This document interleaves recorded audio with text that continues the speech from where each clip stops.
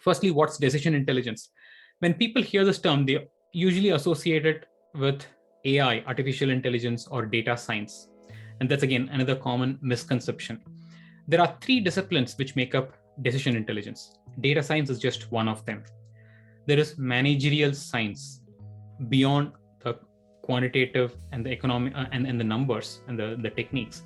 You also need certain principles from managerial science. And a third aspect is social science. This is a surprise one for most people. They don't expect the humanities and arts to figure in decision intelligence. Shortly I'll explain why it's perhaps most important. When it comes to data science, it's a discipline of delivering value from data by identifying pertinent insights and making them consumable.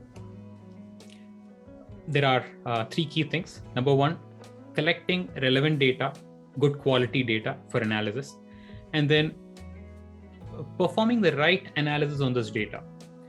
Again, this is not just machine learning, but also simple business intelligence, simple reporting, descriptive analytics. Imagine analytics to be a toolkit. You pick the right tool based on the problem at hand. And number three is consumption of insights. The insights will go waste if the target users can't understand and aren't able to act on it.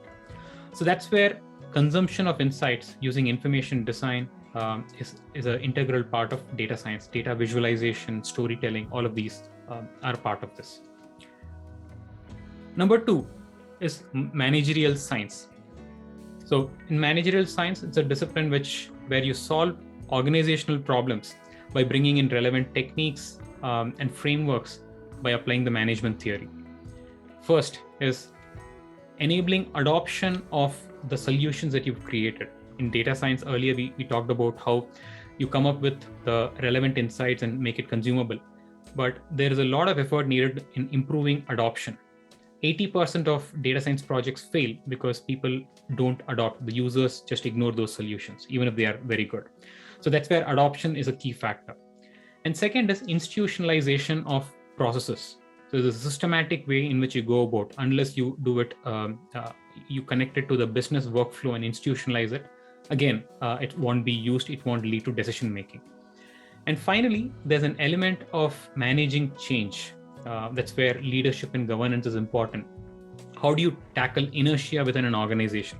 So that's where managerial science brings in another set of useful principles.